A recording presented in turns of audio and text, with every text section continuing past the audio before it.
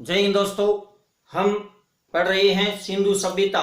भारतीय इतिहास में हमने राजपूत काल को देखा था, अब हम सिंधु सभ्यता को देख रहे हैं। और सिंधु सभ्यता प्राचीन भारतीय इतिहास में एक नगरीय सभ्यता के रूप में थी, लेकिन ये ग्रामीण मिश्रित नगरीय सभ्यता भी थी दोस्तों।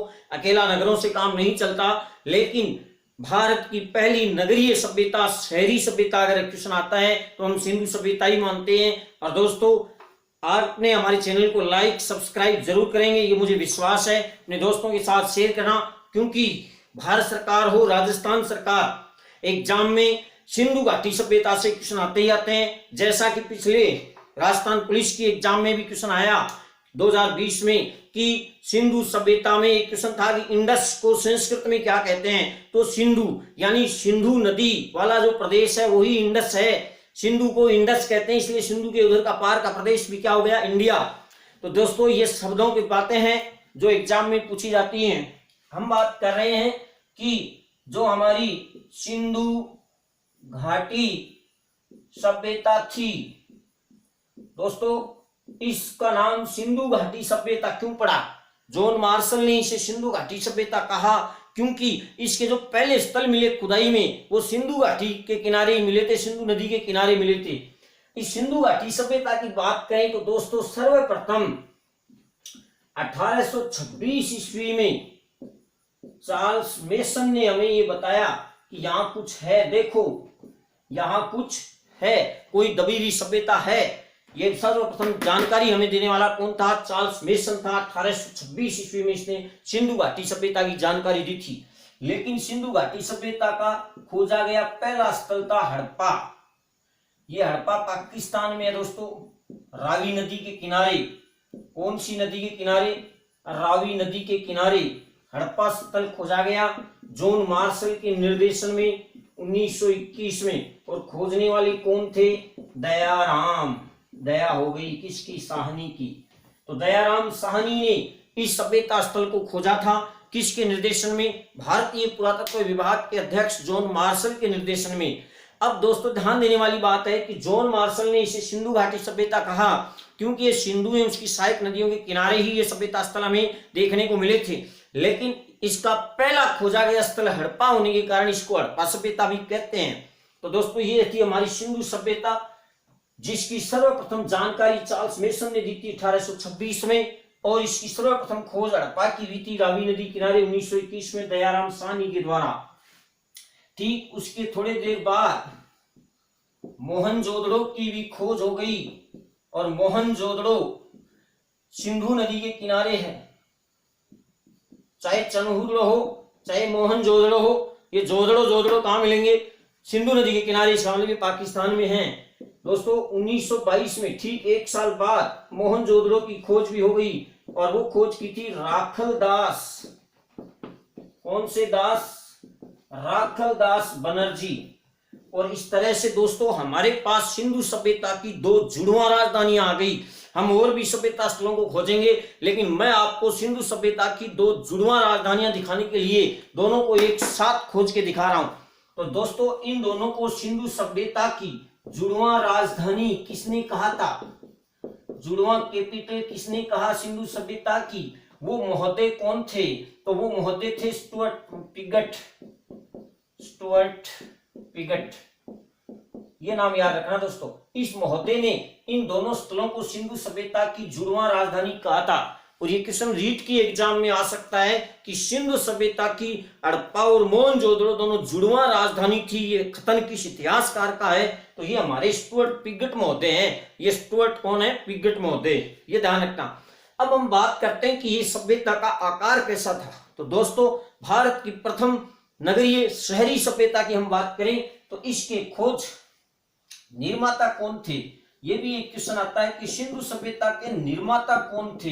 तो माय डियर, सिंधु सभ्यता के निर्माता द्रविड़ भूमध्य सागरीय लोग थे।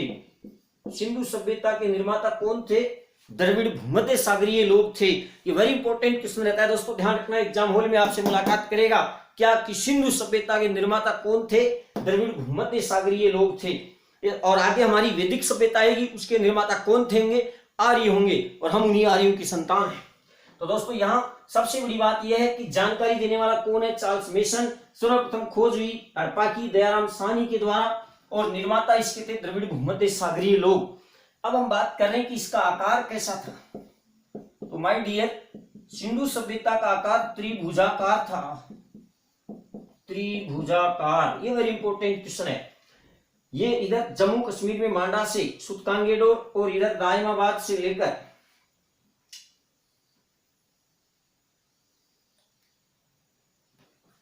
त्रिभुजाकार क्षेत्रफल था। उत्तर में मांडा, उत्तर में कौन सा है, मांडा, ये चिनाब नदी के किनारे था। कब, किस राज्य में, JNK में, जम्मू एंड कश्मीर में। मांडा चिनाब नदी के किनारे। इधर पाकिस्तान वाले प्रदेश में था सुतकांगेडोर, सुतकांगेडोर। अब क्वेश्चन आता है कि सुतकांगेडोर किस नदी के किनारे था, तो दास नदी के किनारे था। पाकिस्तान के बलूचिस्तान प्रांत में ये सुतकांगेडोर स्थित था। ये सबसे पश्चिमी स्थल था इस सभ्यता का और सबसे दक्षिण में इसका दयमाबाद, दक्षिण में इसका क्या था, दयमाबाद। दोस्तों वेरी इंपॉर्टेंट क्वेश्चन रहता है, दक्षिण में दयमाबाद, ये महाराष्ट्र में था, महाराष्ट्र। और यहां कौन सी नदी है दक्षिण में, ये नदी का नाम है प्रागवा। कौन सी नदी है लाडलो, प्रागवा नदी। ये वेरी इंपॉर्टेंट क्वेश्चन रहता है दोस्तों, ध्यान रखना, कौन सी नदी है, प्रागवा नदी। और इधर हमारे यूपी में एक स्थान था आलमगीरपुर, आलमगीरपुर, ये हिंडन नदी के किनारे था। आलमगीरपुर हिंडन नदी के किनारे यूपी में। तो दोस्तों इस तरह से उत्तर से लेकर दक्षिण ये 1600 किलोमीटर लंबी थी। इसकी लंबाई कितनी है लाडलो, 1600 किलोमीटर। जबकि ये पूर्व से पश्चिम इसकी चौड़ाई क्या थी, 1400 किलोमीटर। ये इसकी क्या थी लाडलो, चौड़ाई। तो वेरी इंपॉर्टेंट क्वेश्चन आ गया कि लगभग 13 लाख वर्ग किलोमीटर क्षेत्रफल था इसका। इस सिंधु सभ्यता का टोटल क्षेत्रफल हम देखें, उत्तर से दक्षिण मांडा चिनाब नदी से लेकर दयमाबाद महाराष्ट्र तक, इधर सुतकांगेडोर से लेकर आलमगीरपुर हिंडन नदी किनारे तक 1400 किलोमीटर इसकी क्या थी, चौड़ाई। और लंबाई थी 1600 किलोमीटर, लगभग 12,99,000 किलोमीटर क्षेत्रफल था। इस आधार पर इसका दोस्तों जो सिंधु सभ्यता का क्षेत्रफल माना गया वो लगभग 13 लाख वर्ग किलोमीटर माना गया है।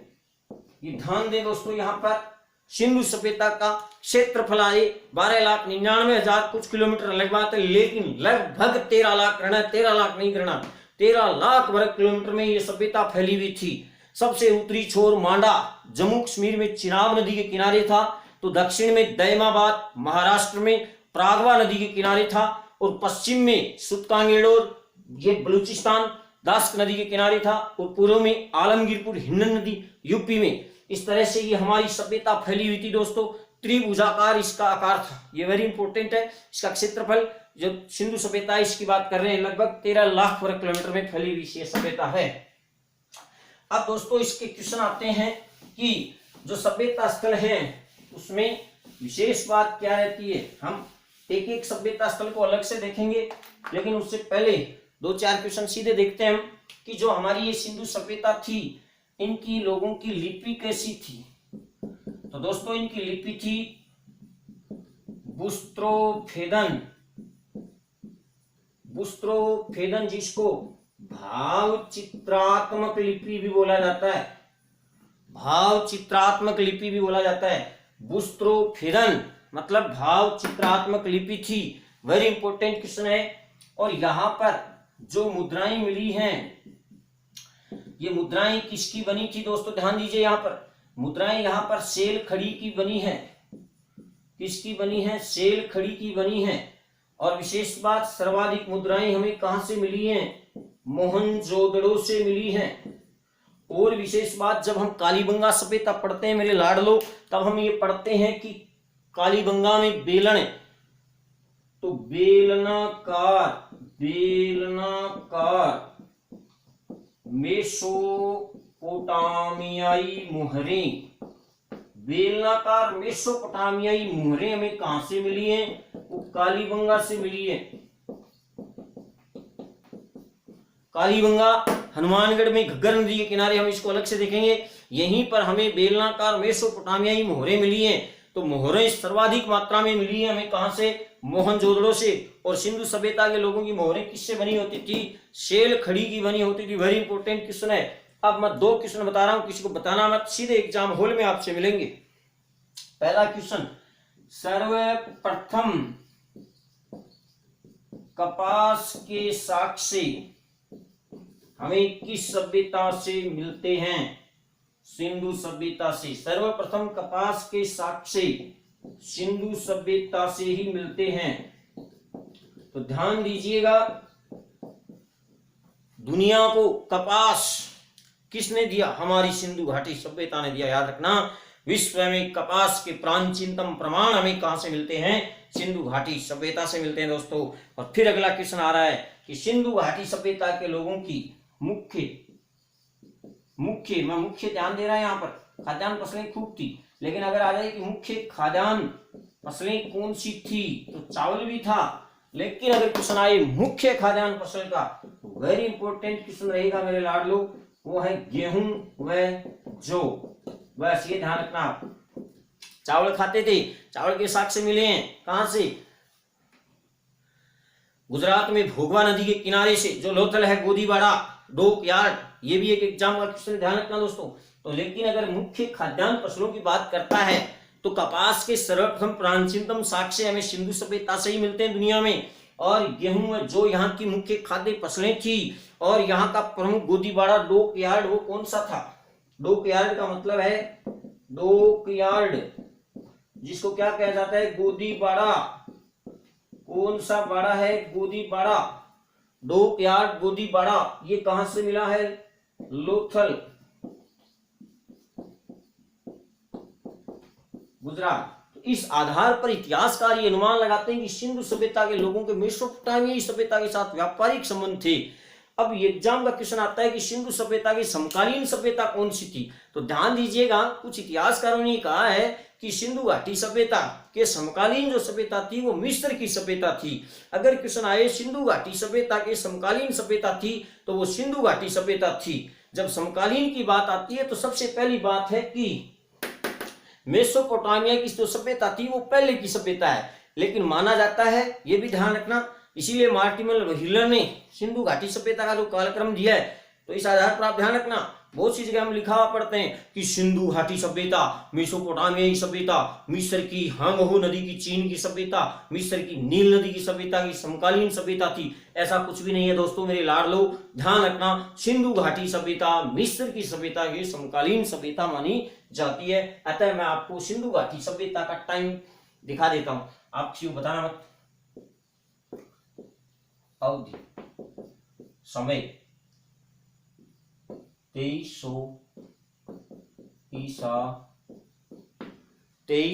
ईसा पूर्व से लेकर 1750 ईसा पूर्व।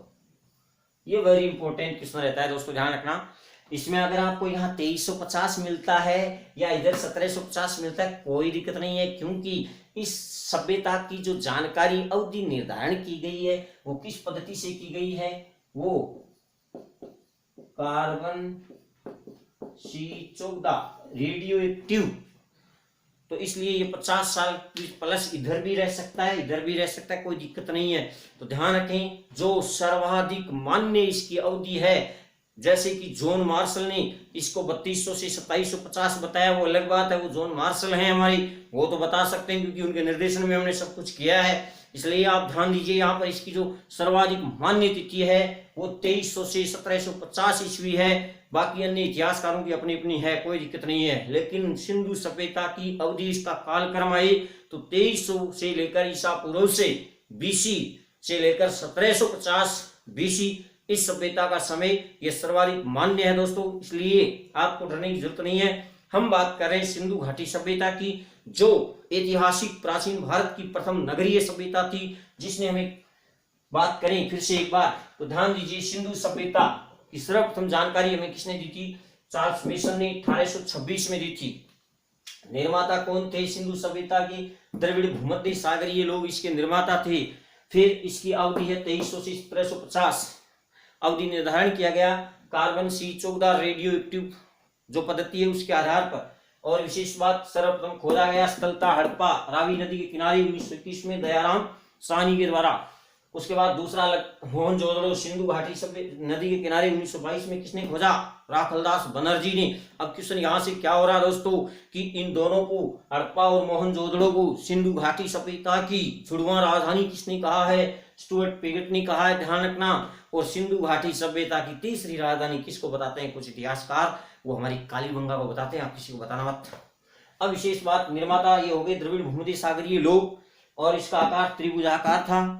लगभग मांडा जम्मू कश्मीर से लेकर तैमाबाद महाराष्ट्र तक, सुतकांगेड़ और दास्क नदी से आलमगीरपुर हिंडन नदी किनारे तक लगभग 13 लाख वर्ग किलोमीटर में सभ्यता फैली हुई थी दोस्तों।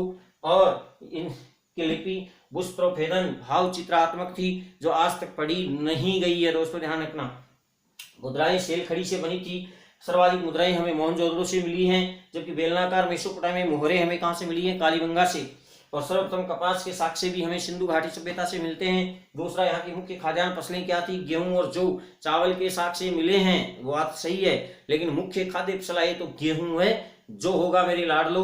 तो दोस्तों ये सिंधु सभ्यता का पहला पार्ट था। गर्मी की वजह से, इस वजह से हम अगले पार्ट में फिर से मिलेंगे सिंधु घाटी सभ्यता की और क्वेश्चन लेके जो हमारी एग्जाम हॉल में हमसे मिलेंगे। सिंधु घाटी सभ्यता के बारे में एग्जाम हॉल में आपको क्वेश्चन जरूर मिलेंगे। धन्यवाद।